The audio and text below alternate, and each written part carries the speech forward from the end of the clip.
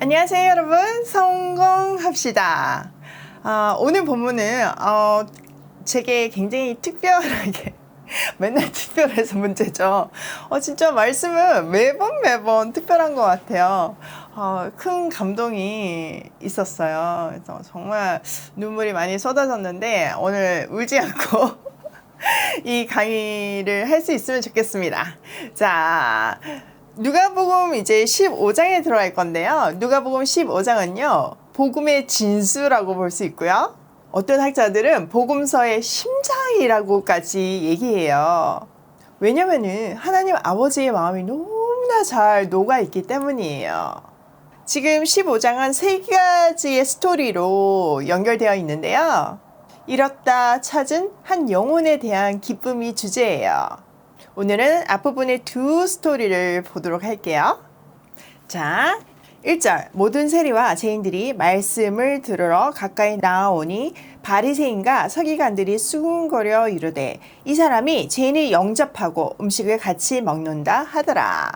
자, 15장에는 두 부류의 사람들이 나와요. 지금 1절하고 2절에 잘 나타나 있죠. 첫 번째 그룹은 세리와 죄인들이고요. 두 번째 그룹은 2절에 있는 바리새인과 서기관들 그룹이에요. 이 두 그룹을 염두에 두고 스토리를 읽어야지만 스토리가 이해가 된답니다. 자, 일단 세리와 죄인들이 예수님의 말씀을 들으려고 막 몰려들었어요. 누가복음의 특징이 포괄성과 보편성이잖아요. 그래서 이방인에 대한 스토리도 많고 소외 계층에 대한 스토리도 많아요.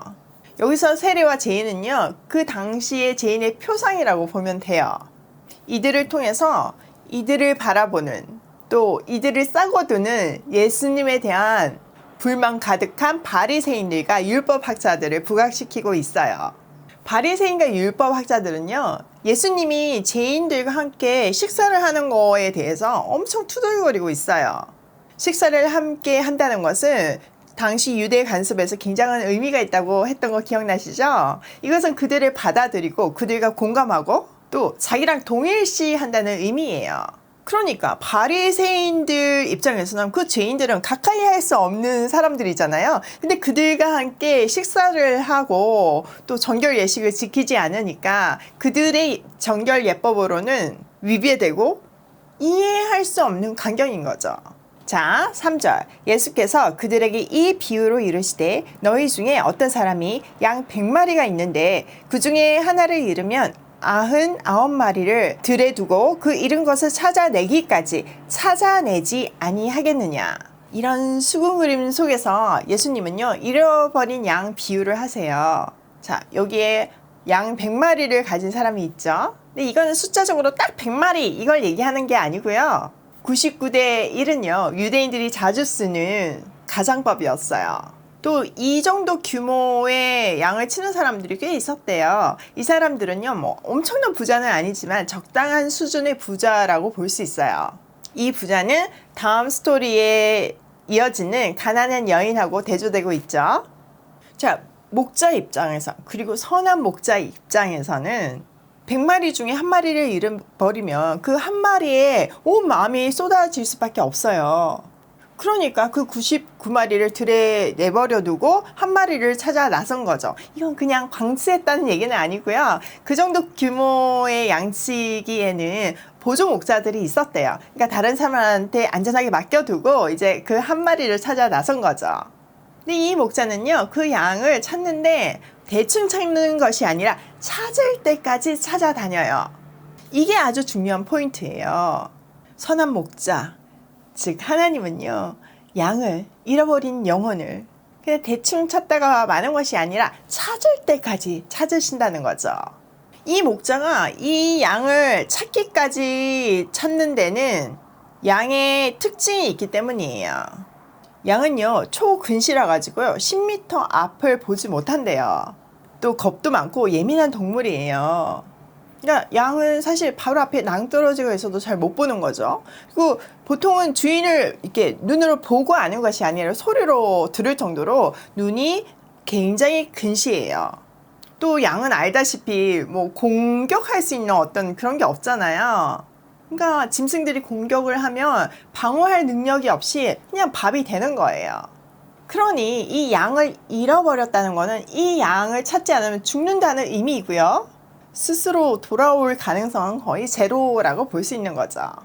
이런 양의 특징을 잘 아는 목자는요, 그 양이 죽는 것을 볼 수가 없어서 찾을 때까지 끝까지 찾는 거예요. 자, 5절. 또 찾아낸즉 즐거워 어깨에 메고 집에 와서 그 벗과 이웃을 불러 모으고 말하되 나와 함께 즐기자. 나의 잃은 양을 찾아내었노라 하리라. 자, 그러다가 찾게 되면 얼마나 기쁘겠어요. 지치고 두렵고 배고프고 상처까지 났을, 그래서 탈진했을 그 양을 그냥 걸어오게 시키는 것이 아니라 어깨에 메고 돌아오는 거예요. 또 그 기쁨이 너무 커서 그냥 멈출 수가 없어서 이웃과 친구들을 막 불러가지고 기쁨을 나누는 거예요. 이 양 한 마리는요, 100마리 중에서 미미한 존재일 수 있지만 그 한 마리가 있어야지만 100마리가 완성이 되는 거예요. 이것이 하나님 나라의 속성이에요. 우리가 하나님 나라를 퍼즐로 잘 비유하잖아요. 퍼즐을 해보신 분들은 아시겠지만 퍼즐은 한 조각이라도 없으면 그 그림이 완성되지 않아요. 전 진짜 어릴 때 퍼즐 하는 거 좋아했거든요. 그러면 그 퍼즐 조각이 하나하나가 다 귀한 거예요. 그렇죠? 잃어버리면 진짜 뭐 찾을 때까지 찾았던 거가 기억이 나요. 다 완성됐는데 하나가 없으면 그 볼 때마다 가슴이 아팠던 기억이 있거든요. 그 얘기를 하시는 거예요. 그 귀퉁이에 작은 거 하나가 다 완성될 때, 제자리를 찾을 때 완성되는 것이 하나님의 나라예요. 우리한테 적용을 해봐도 같은 이야기예요. 우리는 역할이 다 다르고 분야도 다르고 사람마다 역량도 다 달라요. 솔직히 자기를 보면 굉장히 막 뭐 나 하나쯤이야 이런 생각 좀 들잖아요. 뭐 내가 뭐 얼마나 대단한 사람이라고, 내가 하나 안 한다고 해서 하나님 나라가 안 이루어질까 이런 생각 솔직히 들잖아요. 그런데 그게 아니라는 거예요. 내가 내 자리에서 내 역할을 할 때 하나님 나라가 완성된다는 거죠. 여러분, 갈비 오병이어 사건이 정말 하나님의 스케일대로 진행되어 가지고요, 후원금만 자그마치 1억 원이 넘게 모였어요. 제가 그 금액을 보고 얼마나 놀랐는지 몰라요. 제가 그랬잖아요. 많이 모이면 몇십만 원 모일까? 몇백만 원 모일까? 이렇게 생각했는데 세상에 1억이 넘는 돈이 모였어요. 약간 7천만 원에서 살짝 멈췄다가 그 나머지 먹이지 못한 2천 명의 아이들이 너무나 가슴에 걸려서 그 얘기를 했더니 지금 이렇게 다 먹이고도 남는 넉넉한 재정이 모인 거죠. 누가복음 강의를 계속 들어오신 분들은 아시겠지만 오병이어 본문 전부터 우리를 준비시키시고 우연한 사건을 통해서 그게 시작이 되어서 이 스토리가 진행이 되었어요. 또 때에 따라서 소름 돋을 정도로 세밀한 하나님의 메시지를 함께 묵상해 오면서 하나님은 우리의 마음을 키우시고 우리의 마음을 돌리시고 또 함께하게 하셔서 결국은 이 놀라운 기적을 경험하게 하셨어요. 또 그 나머지 아이들을 향한 아버지의 마음을 우리에게 가르쳐 주셨어요. 그리고 얼마나 기뻐하시는지 보이잖아요. 제가 이번에 보육원에 후원을 하게 되면서 정말 많은 공부를 했거든요. 일단 아이들에게 책정된 한 끼 식사 비용이 2,500원이에요. 그러니까 그냥 먹을 수는 있지만 특별식을 먹을 수는 없어요. 또 보육원 개원일에 갈비를 처음 먹었다는 아이들도 있더라고요. 그 아이들을 향한 아버지의 마음이 우리에게 부어져서 이 기적이 이루어진 거잖아요. 포기하지 않으시고 끝까지 찾으시는 아버지의 마음을 오늘 본문을 통해서 다시 한번 확인하면서 가슴에 새기고 넉넉하게 남은 그 돈을 가지고 이 일을 계속 하려고 해요. 여러분이 함께 하신다면, 우리가 천국 패밀리들이 다 같이 힘을 합친다면 전국의 11,000명의 고아들을 왜 못 먹이겠어요? 그 아이들에게 왜 사랑을 못 부어주겠어요? 제가 지난 화요일에 찾아온 보육원이 50명의 아이들이 있었는데 그 중에 30명은 베이비박스에 버려져서 부모 얼굴을 모르는 아이들이더라고요. 정말 고만고만해요. 근데 그 아이들이 원장님한테 우리 엄마 봤어요? 나 낳아준 엄마 봤어요? 그 엄마 보고 싶어요. 그렇게 얘기한대요.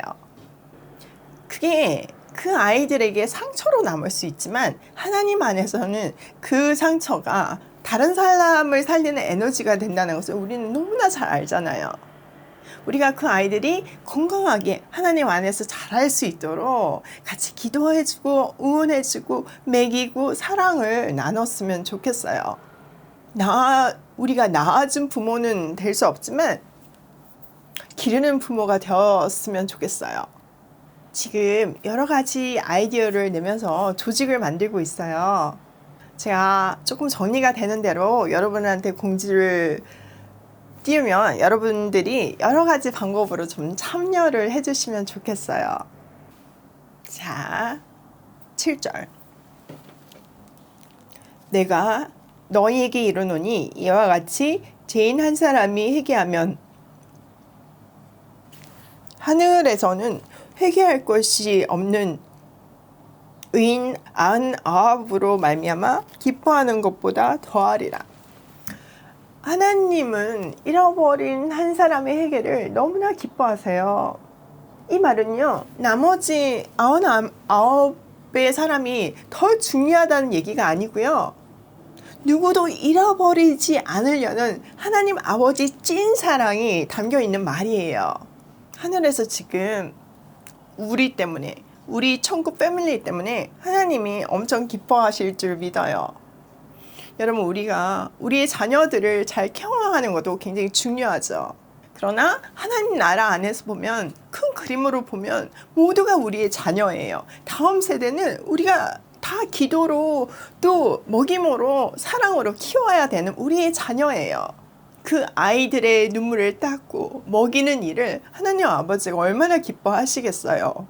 이번에 제가 보내신 거를 어저께 이렇게 천천히 한번 봤어요. 그랬더니 어떤 할머니는 아직도 태어나지 않은 손자의 이름으로 그 사랑을 벌써 가르치고 계시더라고요. 또 자녀들과 이 이야기를 나누면서 자녀들이 감동해서 스스로 동참하는 아이들도 많았고요. 자기의 전 재산을 내놓는 그런 귀한 금액들 앞에서 제가 정말 많은 눈물을 흘렸어요. 여러분, 이게 진짜 신앙이고 이게 산 신앙 교육이에요. 저한테 자녀 교육 어떻게 하냐고 많이들 물으시는데요. 사실 저는 뭐 특별한 거 한 거 없어요. 제가 뭐 특별한 사람도 아니고요. 찌지고 볶고 살지만 함께 하나님의 나라 일에 동참시켰어요. 아이들은 우리의 말과 행동이 다를 때 시험이 드는 거잖아요. 뭐 아이들뿐만 아니라 난 크리스천들이 우리에게 시험이 드는 것이 말하고 행동이 다르기 때문이잖아요. 사랑을 말하는데 사랑을 행동하지 않기 때문인 거잖아요. 말씀을 가르치고 그것을 함께 살아내면 그것보다 큰 교육이 없는 거예요. 저는 말씀을 몰라서 못하는데요. 그런 거 걱정 안 하셔도 돼요. 지금 아는 것부터 시작하시면 돼요. 엄마도 지금은 이것밖에 모르는데 함께 알아가자. 엄마, 아빠도 하나님 말씀대로 살고 싶은데 잘 안 돼서 너무 속상해. 지금은 이것밖에 안 됐지만 그래서 미안하지만 함께 그래도 말씀 붙들고 가자. 그럼 나아질 거야. 하나님이 우리를 절대 포기하지 않으시거든. 오늘보다 내일을 기대해봐. 내가 분명 내일은 오늘보다 나은 엄마 아빠가 돼 있을 거야. 이러면서 함께 가면 하나님을 배우게 되는 거예요. 저도 특별한 거 없이 그냥 매일매일 하나님 안에서 하나님을 아이들과 함께 배워왔을 뿐이에요. 자, 8절. 어떤 여자가 10드라크마가 있는데 하나를 잃으면 등불을 켜고 그 집을 쓸며 찾아내기까지 부지런히 찾지 아니하겠느냐. 또 찾아낸즉 벗과 이웃을 불러 모으고 말하되 나와 함께 즐기자. 잃은 드라크마를 찾아내었노라 하리라. 내가 너희에게 이르노니 이와 같이 죄인 한 사람이 회개하면 하나님의 사자들 앞에 기쁨이 되리라. 한 여자가 드라크마가 연립이 있었어요. 한 드라크마는 노동자 하루 품삯 정도로 보시면 돼요. 자, 연립 그 정도 있는데 그 중에 하나를 잃어버리면 그것을 찾을 때까지 뒤지지 않겠어요? 그러면 그것을 찾으실 때 기쁨이 얼마나 크겠어요? 아까 앞에서와 같이 벗과 이웃들을 불러서 함께 기뻐하는 거죠. 이와 같이 회개하는 죄인 한 사람을 두고 하늘에서 천사들이 기뻐할 것이라고 해요. 잃은 양의 비유와 같은 이야기예요. 우리는 죄인이에요. 죄인이라는 것은 뭔가 잘못했다 이걸 떠나서 근본적으로 하나님하고 끊어진 상태를 죄인이라고 말할 수 있어요. 하나님이 찾아주시고 성령이 조명해 주실 때 비로소 회개할 수 있는 거예요. 잃어버린 양이 스스로 주인을 찾을 수 없듯이 사람은 스스로 회개해서 하나님을 찾아갈 수가 없어요. 하나님은 그 잃어버린 한 영혼을 위해서 끝까지 노력하시는데 우리를 사용하시는 거예요. 우리를 통해서 복음이 전달되고 하나님이 소개되기를 원하시는 거예요. 제가 이번에 보육원 고기 나눔을 통해서 하나 또 배운 사실은요. 이 보육원들이 거의 오랜 역사를 가지고 있더라고요. 6.25 이후에 기독교 베이스에서 만들어진 것이 거의 90% 이상이었어요. 제가 그 수치를 보고 굉장히 크리스찬으로서 자랑스러웠어요. 역시 하나님의 사람들이 사랑이 많구나. 역시 사회를 생각하구나. 이렇게 기뻤거든요. 근데 제가 보호 종료 청년을 만나고 그 실질적인 이야기를 듣고 나서 얼마나 충격을 받았나 몰라요. 기독교 베이스라서 아이들이 그 안에서 예배를 드리고 강압적으로 기도를 하고 한대요. 근데 보육원을 나가는 순간 교회를 떠난다는 거예요. 왜냐면은 입으로는 사랑을 말하면서 행동은 아니었기 때문이죠. 그 관계자들한테 상처를 받아서 기독교 혐오증에 걸린 아이들이 많다는 거예요. 물론 다는 아니지만 그 이야기가 너무너무 슬펐어요. 여러분, 하나님은요, 한 영혼을 깊이 있게 사랑하시고 끝까지 찾으세요. 우리가 걸림돌이 되면 안 돼요. 이제는 내가 죄인이니까 어쩔 수 없지 뭐, 이런 변명은 그만했으면 좋겠어요. 저부터 그만두고 정말 자녀답게 살았으면 좋겠어요. 혼자서는 하기가 힘드니까 우리를 이렇게 천국 패밀리로 모아주시고 함께 매일 생명의 말씀을 묵상하게 하시고 또 물질로 삶으로 나누게 하시잖아요. 우리를 통해서 하실 하나님의 계획이 너무 기대되어요. 우리를 통해 찾으실 하나님의 잃어버린 영혼들이 너무너무 가슴을 설레게 해요. 매일 정말 생명의 말씀을 듣고 이 속에 구절구절 묻어있는 그 사랑을, 아버지의 사랑을 세상으로 흘려보내는 인생 살기로 해요. 특별히 우리에게 보여주신 보육원 아이들을 아버지의 사랑으로 품어보기로 해요. 아이디어 많이 나눠주세요. 그리고 많이 참여해주세요. 오늘도 아버지의 마음으로 잃어버린 영혼들을 찾을 때까지 끝까지 찾으며 또 사랑을 흘려보내며 고고싱 해요.